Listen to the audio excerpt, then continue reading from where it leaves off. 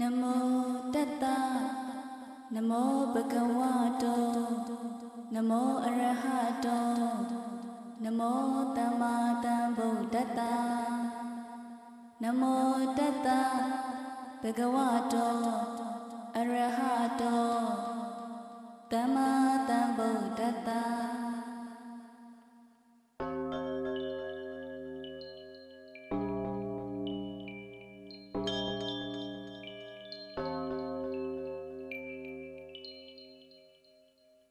Buddha Mitrana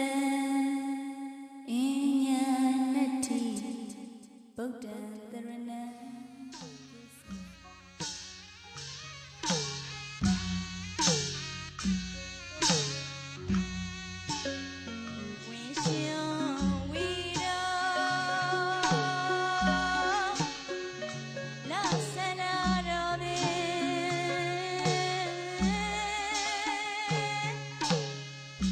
Young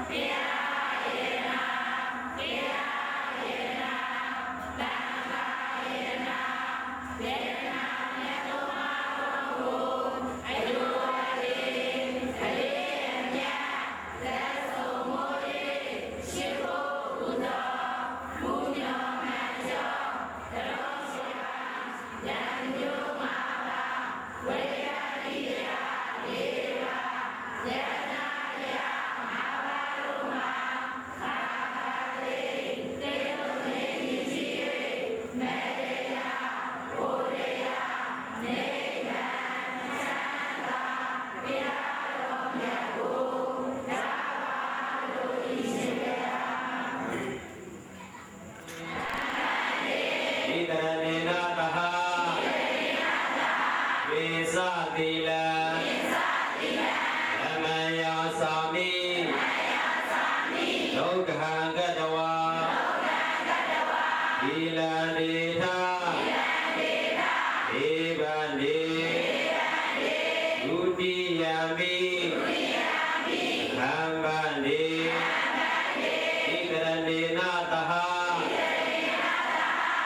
subscribe cho kênh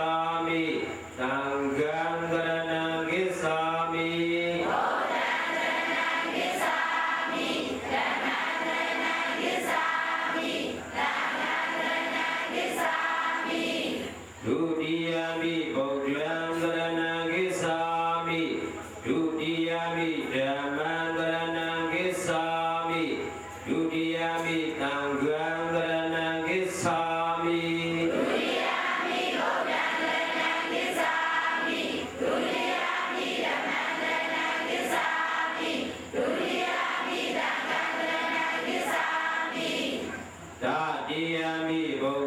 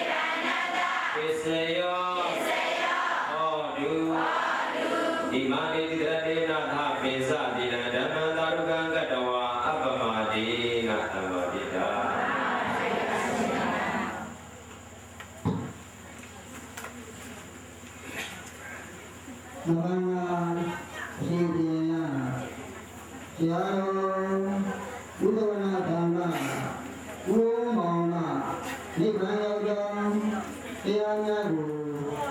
không bỏ lỡ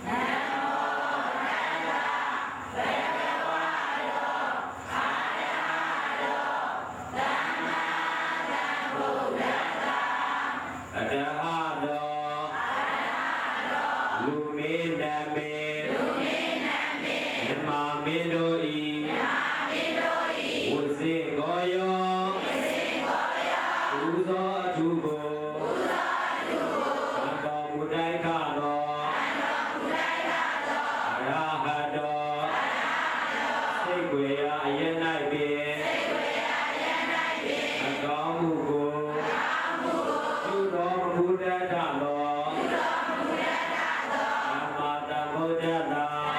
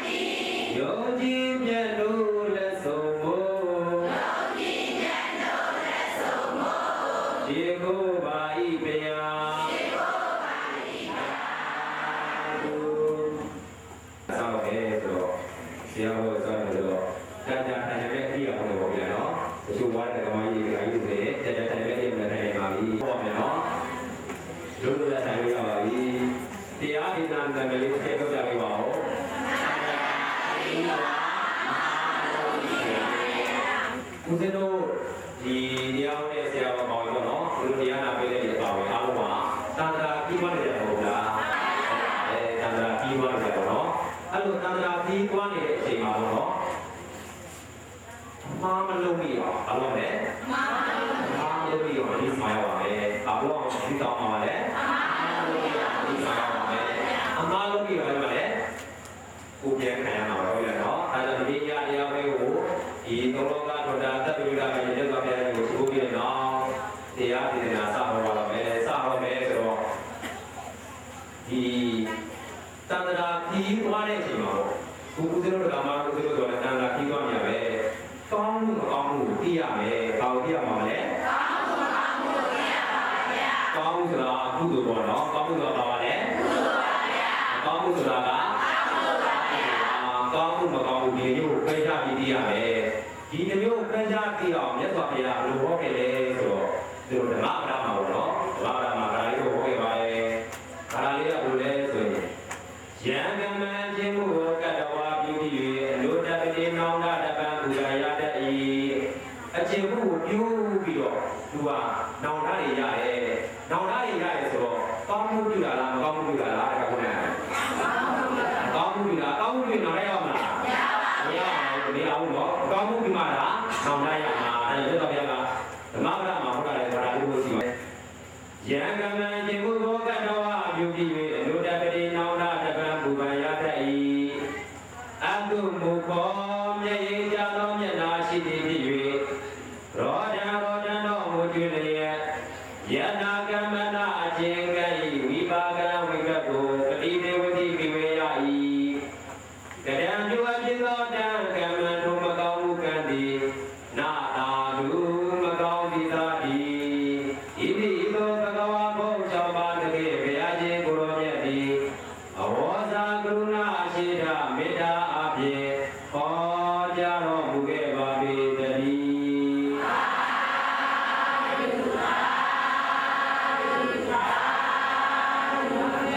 ဘာသာရေးတော့ဓမ္မပဒမှာလည်းဘာသာရေးပါကောင်းမှုမကောင်းမှုမြတ်စွာဘုရားကဘယ်လိုဟောကြားခဲ့လဲဆိုရင်အချင်းအလုံးတစ်ခုလုံးပြီးတဲ့အချိန်မှာ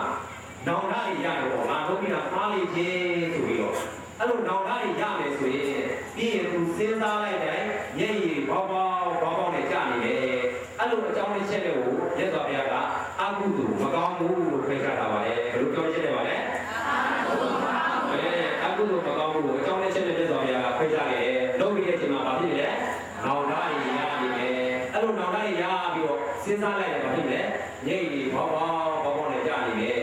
အဲ့လိုအကြောင်းလေးချက်နဲ့မြတ်စွာဘုရားဘာကိုဖိတ်ထားခဲ့လဲမကောင်းမှုအကုသိုလ်ကိုဖိတ်ထားခဲ့တယ်ဘောပါပါနော်ယံကမံခြင်းမှုကိုကတ္တဝါပြုပြီး၍အလိုတပတိနောင်တတပံပူဇာရတတ်၏အကျင့်မှုဆိုတာဟိုသဘောထားလေးပေါ့နော်ကာယကံဖြစ်လည်းပြုပြီးမယ်ပြီးတော့ဝစီကံလည်းပြုပြီးမယ်ပြီးတော့မနောကံလည်းမပြုပြီးဘူးလားပြုပြီးတယ်စိတ်ထဲမှာတွေးတယ်မဟောရ မရှိဘူးလားအဲ့ဒါလည်းကုသိုလ်လားအကုသိုလ်လားအကုသိုလ်ပါပဲမြတ်စွာဘုရားကဒီဓမ္မပဒမှာကာလဘုန်းနဲ့ရှင်းတာကြည့်ပါလေအကုသိုလ်ကိုအကျဉ်းလုံးကိုပြုတဲ့နေရာမှာတဲ့သူကစဉ်းစားလိုက်တဲ့သူနောက်ကနေနေရနေတယ်အဲ့ဒါကိုတော့ခေါ်ပါလေမကောင်းဘူးပြီးတော့သူ့ရဲ့အပြောင်းပြန်ဖြတ်မယ်ပေါ့နော်သူ့ရဲ့ပြောင်းပြန်ပြန်လိုက်မယ်ပေါ့အကုသိုလ်ပြန်ပြောင်းပြန်လိုက်ရင်ကုသိုလ်ပြန်မဖြစ်ဘူးလားဒါကကုသိုလ်ကတော့တရားဝဲပါနေတယ်ခုလည်းဆိုရင်ကဲလက်ဖက်ညကြရင်တရားဝဲပြီးသွားပြီဆိုရင်အော်ညတရားဟောတော့တာတရားလို့နားလိုက်ရတာဆိုပြီးတော့ပြန်စဉ်းစားလိုက်တယ်ကုသိုလ်စိတ်ဖြစ်နေဘူးလားဖြစ်ပါဘူး။နောင်တရဖြစ်နေဘူးလားကုသိုလ်စိတ်ဖြစ်နေဘူးလားကုသိုလ်စိတ်ဖြစ်နေတယ်အဲ့လိုကုသိုလ်စိတ်ဖြစ်ပြီးတော့ဝမ်းမြောက်ဝမ်းသာမဖြစ်ဘူးလားဖြစ်ပါဘူး။ဝမ်းမြောက်ဝမ်းသာဖြစ်နေတယ်ပြန်စဉ်းစားလိုက်တယ်ပြီးဒီကောဏတာရဖြစ်ဝမ်းမြောက်ဝမ်းသာဖြစ်နေအဲ့ဒီကနေပြီးတော့ဦးဇင်းတို့တတိဒါနတတ္တမောဒနာဆိုတာဒါနအကျိုးဆက်ဆက်ပွားပြီးရတော့နော်ကိုရတဲ့ကုသိုလ်ကိုတတ္တဝါဝင်ရတော့ညရတပါစေဆိုပြီးတော့ညပေးဝင်ဦးဇင်းတို့ခုခေတ်မှာပြောတဲ့အတိုးတွားရတော့ရပါတယ်ဘောပါပါတယ်နော်ကိုရတဲ့ကုသိုလ်ကိုတရားကိုပေးရမလားပေးရပါတယ်နော်အားလုံးအိမ်မှာပါဆုံးပြေးရေးဆုံးတော့နော်ဆုံးတက်ခဲ့ဒီအကြမ်းမပေးဘူးလားပေးပါပါတယ်ဒီနေ့တပတ်လေးကိုလည်းပေးပါပါလေအကြမ်းပေးလို့ပဲအဲ့တော့နောက်တစ်နေ့ကျရင်ကုသိုလ်ကောင်းလုပ်ခဲ့ရဲဆိုပြီးတော့စဉ်းစားလိုက်တယ်ဝမ်းမသာနေတော့တောင်းလို့ရတယ်ဝမ်းသာပါဗျာဒါနဲ့ဝမ်းမသာနေအောင်လားဝမ်းသာနေရမယ်အဲ့ဒါပါလေကုသိုလ်ကိုလုပ်ပြီးတဲ့အမှုကိုပြန်စဉ်းစားကြည့်လိုက်ပေါ့နော်ပြန်စဉ်းစားကြည့်လိုက်တဲ့အချိန်မှာဝမ်းမြောက်ဝမ်းသာဖြစ်နေမယ်ဝမ်းမြောက်ဝမ်းသာပြီးအဲဒီကနေတော့ဗာဖြစ်တယ်တတိဒါနာတတ္တလူဘောဓနာဆိုပြီးတော့အထူးထူးဝါးနေရတယ်ပေါ့အဲ့လိုရတဲ့အဆောင်ကိုလက်စော်ပြရလို့ဟောတာဆိုရင်ကုသိုလ်လို့ဟောတာပါလေဘာလို့ဟောတာပါလဲကုသိုလ်လို့ဟောတာပါလေအဲဒီကုသိုလ်လို့ဟောတာတဲ့ကောင်ကောင်းမှုမကောင်းမှုကိုသူကပိုင်းခြားပြီးသိရမယ်ပေါ့အခုသူတို့တရားနာပေးတဲ့ဒီသူတို့အပေါင်းပေါ့နော်သံဃာပြီးသွားနေတဲ့ကြီးတဲ့နေရာအားလုံးမှာကုသိုလ်အကုသိုလ်ရင်ထဲအသေးလေးကသိတာဟုတ်ပါရဲ့လားရင်ထဲလေးကဦးဇင်းတို့ခေါ်ရပြောတယ်သိပါလားမသိသေးဘူးဘာလို့လဲအခါလေးဒေါသရောက်မဖြစ်ဘူးလားဖြစ်ပါတယ်လောဘလည်းမဖြစ်ဘူးလားဖြစ်ပါတယ်ဘုန်းကြီးလည်းလောဘမရှိဘူးလားရှိတာပဲတော့လောဘလည်းရောဒေါသလည်းရောမောဟလည်းရောပြီးတော့အမှားတွေကျุလို့ကြဘူးလားအဲ့လိုအမှားတွေကျุလို့ရင်တော့တဲ့ညာပြန်ပြီးတော့မယ်ပေးဆက်ရပါမယ်ဟုတ်ပြီနော်ကိုကမကောင်းမှုလုပ်တာရင်အဲ့မကောင်းမှုကိုပြန်မကန်စားရဘူးလားပြန်ကန်စားရပါလေဒီညမှာဦးဇင်းဟောမှာတော့ဦးဇင်းကကိုရီးယားကားလို့ပေါ့နော်စကားတရားပြီးတာပါမယ်လို့ပေါ့နော်ဦးဇင်းလည်းဒီ PME အရှင်လေးနဲ့ပဲသွားမှာပါညတရားပဲဆရာတော်ကြီးတော့သိပြီးတော့တဘာမေးလို့ပေါ့လေနော်တော့တဘာသာတိတယ်လို့ပါပြန်နော်ဒါကြောင့်ကိုလုပ်ပြီးတဲ့အလုပ်ကိုအကုသိုလ်ဆိုရင်အတူပါနဲ့ဒီမဲ့ခံစားဘူးလားခံစားပါမယ်ခံစားတယ်ဆိုတော့အကြောင်းလူတွေကလည်းသူစဉ်းစားကြည့်အောင်နော်ရသော်လည်းဒီမဲ့ကတာဝတိဒီမှာဘယ်ဒီမှာပါလဲတာဝတိဒီမှာတာဝတိဒီမှာတဲ့တစ်သေးတယောက်ရှိတယ်သူ့နာမည်ကပါလာတဲ့နာမည်ဘယ်လိုပါလဲပါလာအဲ့တစ်သေးသားပါလာတစ်သေးတယောက်အခုလိုပဲရသော်ဗျာတာဝတိဒီမှာတရားဟောနေတော့ရသော်ဗျာတရားဟောနေတဲ့အချိန်မှာသူကပိတ်တဲ့ဆိုတော့တရားနာလိုက်တယ်တရားနာလိုက်တဲ့အချိန်မှာသူကရသော်ဗျာတရားတော်ကြီးတော့ကောင်းတာပဲပေါ့ဒီတရားတော်ကြီးကိုကြည့်လို့ဆိုရင်ဒုက္ခနဲ့ရှင်းလာတဲ့ဒီဘဝအချိန်တိုင်းပြည့်မယ်ဟုတ်ပါရဲ့ယဟန်ဘဝကယဟန်ဘဝနဲ့ရှင်းလာတဲ့တိုင်းပြည့်မှာဒုက္ခနဲ့ရှင်းလာတဲ့ဘယ်ဘဝနဲ့ရှင်းလဲယဟန်ဘဝနဲ့ရှင်းတိုင်းပြည့်မှာပဲဆိုပြီးတော့အိုက်ပါလာတတိယယဟန်ဘဝကိုဝင်လိုက်တယ်ယဟန်ဝင်လိုက်ကိုဟုတ်လိုက်ရဲ့ယဟန်ဝင်လိုက်တယ်ပါလာတတိယပါလေယဟန်ဝင်လိုက်တော့ရှင်ပါလာဖြစ်သွားပြီဘာဖြစ်သွားလဲရှင်ပါလာဖြစ်သွားပြီရှင်ပါလာလက်တော်တရားတော်ကိုသဘောကျပြီးတော့ဒီတရားရတော့ပြည့်တယ်လူဘဝနဲ့ကျင့်လို့မတော်ဘူးဒီဘဝနဲ့ကျင့်တယ်ဉာဏ်ဘဝနဲ့ကျင့်တယ်ဆိုပြီးတော့ရှင်ပါလာရံဝင်လိုက်တယ်ရုံးလိုက်ပြီးတော့တရားအားထုတ်တယ်လို့တရားအားထုတ်တဲ့အချိန်မှာဘုရားစာပေမှာလာတာတော့ဒီရှင်ပါလာတရားအားထုတ်တဲ့အချိန်မှာနေသစ္စည်းဒုတယ်လို့ခေါ်တယ်နော်ထာယာမထအားထုတ်တယ်လို့အားထုတ်တယ်ထာယာမထအားထုတ်တာသူ့ဘက်ကလည်းစားတဲ့အချိန်ရဲ့တည်ကြည်တယ်ပြင်ပြပါလို့ထိုင်တယ်ဒီသစ္စည်းဒုတယ်လို့ခေါ်တယ်နော်တရားအားထုတ်တဲ့အချိန်မှာဒီရှင်ပါလာဘာဖြစ်လာလဲဆိုတော့သူ့မျက်စိယောဂစရလာတယ်။ဘာယောဂစရလာပါလဲ။မျက်စိယောဂစရလာတယ်။မျက်စိယောဂစရလာပေမဲ့ရှင်ပါလာတရားအမှုလာဆော့ပါလား။ဆော့ပါဘူး။သူ့ရဲ့ဒီတရားနေသိသိတူလို့ခေါ်ပါတယ်။ဒီလိုခံရမှာတရားအမှုတွေပေါ့။အဲ့လိုတရားအထုတ်တော့သူကဒီမျက်စိယောဂတစားရတစားထိုးလာတယ်တရားအမှုတော့ဆွဲလားမဆော့ဘူးတဲ့။နောက်ဆုံးမှာဒီရှင်ပါလာပေါ့နော် မျက်စိနှလုံးပါလေမျက်စိနှလုံးရတယ်လုံးဝအလေးမရတော့ဘူးအဲ့လိုအလေးမရတဲ့အချိန်မှာပဲရှင်မာလာရန်တာလည်းဖြစ်သွားတယ်သူခန္ဓာကိုယ်မှာကြီးတက်နေတဲ့ဣရိယာအာဘောတွေအကုန်လုံးကင်းစင်းပြီးတော့ဘာဖြစ်သွားပါလဲရန်တာဖြစ်သွားတယ်ရန်တာဖြစ်တဲ့အချိန်မှာရှင်မာလာမျက်စိမြင်ရပါလိမ့်လားမရတော့ဘူးရန်တာဖြစ်နေရှင်မာလာမျက်စိမမြင်ရတော့ဘူးဒါပေမဲ့ဒီရှင်မာလာဟာရန်တာဖြစ်တဲ့အချိန်မှာဘာလို့မျက်စိမမြင်ရတာလဲဒီလိုတန်ត្រာမျိုးလုံးနဲ့ပြင်ကြည့်ကြည့်အောင်တန်ត្រာကြီးနဲ့ပြင်ကြည့်ကြည့်အောင်ဒီရှင်မာလာဒီရန်တာမဖြစ်ခင်ဘဝပေါ့နော်သူအရင်ဘဝမှာသူလည်းတန်ត្រာကြီးပါရမဟုတ်လားဟုတ်ပါတယ်တန်ត្រာကြီးပါတဲ့အချိန်မှာသူကတခုသောဘဝမှာစေးစရာဖြစ်ခဲ့တယ်ဒါပြောပါလေစေးစရာဖြစ်ခဲ့ပါဗျာသူတို့ဒီဘက်မှာလည်းစေးစရာရှိလားရှိပါဗျာစေးဖို့လည်းစရာရှိတယ်မျိုးပေါ့နော်ဒီရှင်မာလာစေးစရာဘာစေးစရာလဲဆိုတော့မျက်စိကူးတဲ့စေးစရာဘာစေးစရာပါလဲမျက်စိကူးတဲ့စေးစရာပါဗျာဒီလိုဒီမှာလည်းရှိပါလေမျက်စိကူးပါလို့ရှိဘူးလားရှိပါဗျာရှိပါလေရှင်မာလာလည်းဒီရွာတွေတဲ့ပြီးတော့ဒီရွာတို့ဘယ်ရွာပေါ့နော်ရွာတွေတဲ့ပြီးတော့စီးလိုက်ပြီးတော့ရှင်မာလာလောင်းရဖြစ်တဲ့စေးစရာတွေတော့အဲ့လိုစေးတဲ့ချိန်မှာဒီလိုရွာတွေရောက်တဲ့ချိန်မှာသူကတွေ့လာတဲ့ပေါ့မျက်စိကူးတယ်ပေါ့ဘာကူးလဲမျက်စိကူးတယ်ဘာလို့ပေါ့မျက်စိကိုဘယ်လိုမျက်စိကိုဒီဘယ်လိုယောဂကိုဒီမြင့်ပြောင်းကူးနိုင်တယ်လို့ဒီရှင်မာလာလို့ပြောရချိန်မှာ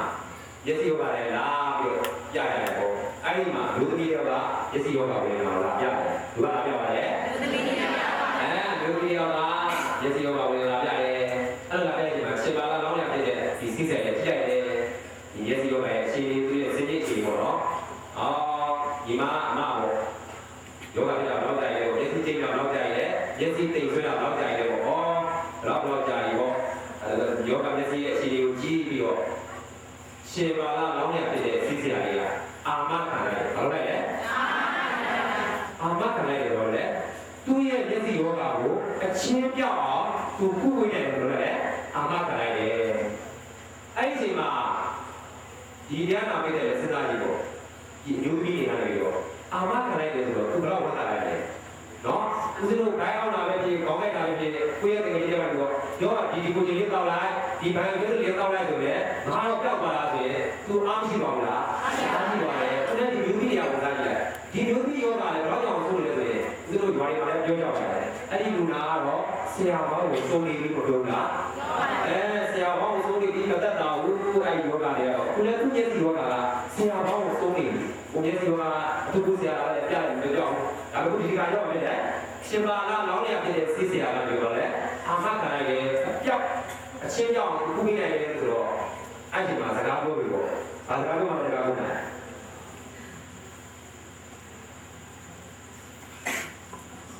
လာဦးနိုင်ဘာစကားပြောမှလဲဝေစကားပြောမှာဟောဘာစကားပြောမှလဲဝေစကားပြောမှာကူးပြပါမလားအဲ့ဘယ်စကားကူးပြလဲဆိုတော့ကဲအပြောက်ချင်းအောင်အချင်းပြောင်းလည်းကူးပြတယ်ပြောတယ်အာမခံလိုက်တော့ဒီစရာစကားကူးပြပါမလားဘာစကားပြောလဲဒီစကားပြောတော့ပြီးမှလည်းပေါ့ရာတကွက်လားဘာတချင်းလားပေါ့ဗျာနော်အဲ့လိုပြောတဲ့အချိန်မှာလေသူကဘာပြောလိုက်လဲဆိုတော့ဒီအမျိုးကြီးကဆရာရဲ့ကျမယောဂဝင်လာဖို့ပြောင်းတာကုပိသနာတဲ့သူကလည်းဆရာဘောင်းဆိုပြီးတော့စိတ်နဲ့ကြနေတော့နော်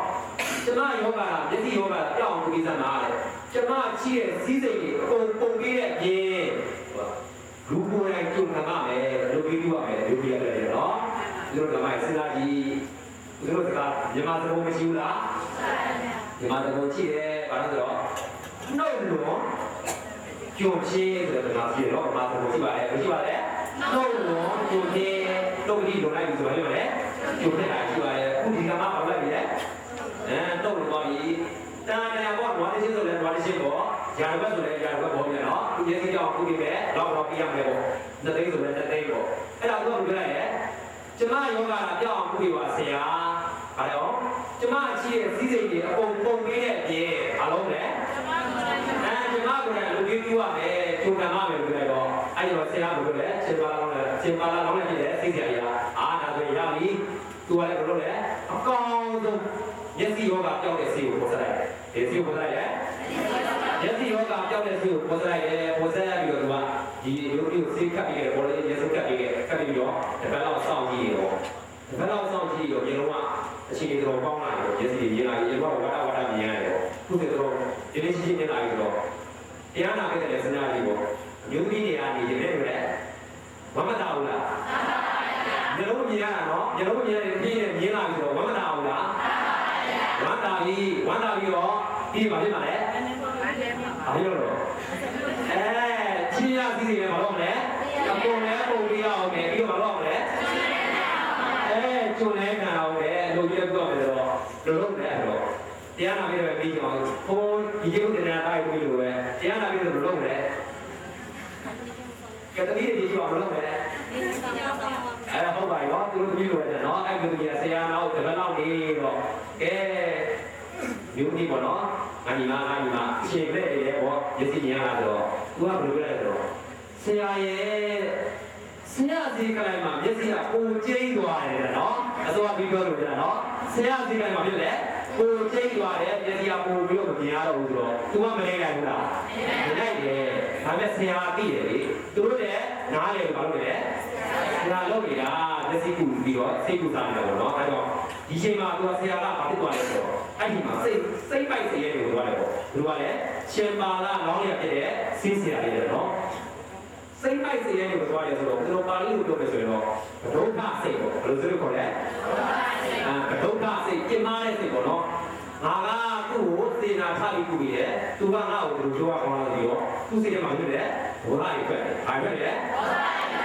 ဘောဓာထွက်တယ်ဘောဓာတော့မပြီးဘူးဆက်ပြီးတော့တော့ကျင်းသွားလိုက်လို့လည်းကျင်းသွားလိုက်တယ်ဒီမှာသိစီပဲငါကြောင်းဟုတ်တယ်ငါကြောင်းသိစီပဲဆိုပြီးတော့သူကအိမ်ပြန်သူ့အိမ်ကိုပြန်ပြီးတော့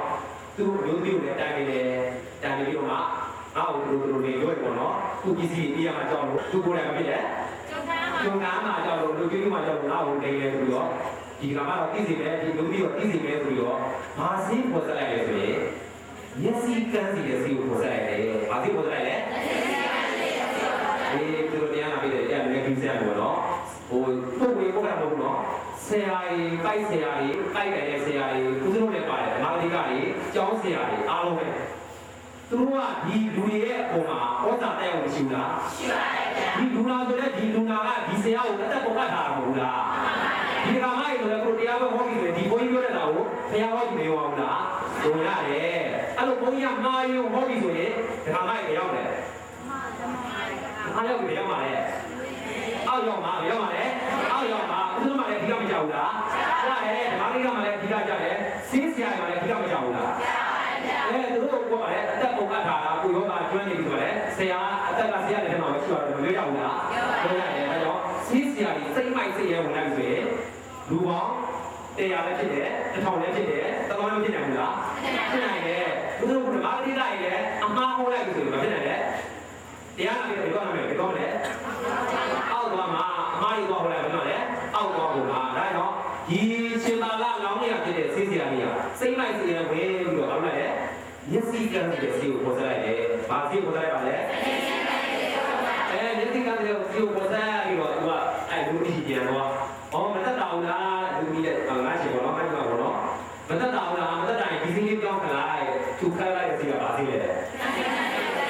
မျက်စိကန်းတဲ့ဆေးပြသူ့ကိုယ်လည်းတော့ကပ်ပြလိုက်တယ်ဂူလည်းကပ်ပြလိုက်တယ်ရှင်ပါလာလောင်းရပြတဲ့ဆေးပြသူ့ကိုယ်လည်းကပ်ပြလိုက်တာသူကလည်းအဲ့ဘောပေါ့နော်ဘောပြီးဆေးကပ်ပြနေမှာစိတ်ကပ်ပြီးတဲ့အချိန်မှာပဲမြေတော့ကတီတော့အောင်ဆက်တယ်လောင်းရဆက်တယ်တီတော့ဆက်ပြီးတော့ဒီရေမြေတော့အောက်တယ်ပေါ့အဲ့တော့လေအခုရှိတဲ့မြေတော့တော့ကတ်သွားတယ်အဲ့လိုမြေတော့ကတ်သွားတော့ဒီရှင်ပါလာဘာဖြစ်လဲဆိုရင်ဦးဇင်းတို့ကလေးတွေပြောတော့နေရမကြည့်ဘူးလားကြည့်ပါဗျာလူတယောက်ကိုအချင်းနဲ့တော့လေရေလုံးပေါတာမတတ်သေးဘူးလေရေလုံးပေါတာအဲ့တော့လေရေလုံးပဲခေါ်လိုက်ရမတတ်သေးဘူးလားနော်ဒီကြီးတော့တက်ပြီးတန်းကြတော့ဗျာနော်ရေလုံးပေါတာတင်နေမှာလားတင်နေပါဘူးနော်အတန်းတက်ပြီးဟိုလာတယ်နော်အဲ့လိုရေလုံးပေါသွားတဲ့အချိန်မှာရှင်ပါလာလောင်းနေမှာကူကဘာဖြစ်လဲဆိုရင်သူနေရမကြည့်ဘူးလားကြည့်ပါဗျာဒီတော့နေရမကြည့်ဘူးလားကြည့်ပါငရဲကြီးတော့ငရဲကြီးတော့ပြေကောင်းတယ်ငရဲကောင်းမှာတော့ဘယ်တော့မှလည်းရှင်ပါလာလောင်းနေရအဲ့ဒီဘဝကနေပြီးတော့တေး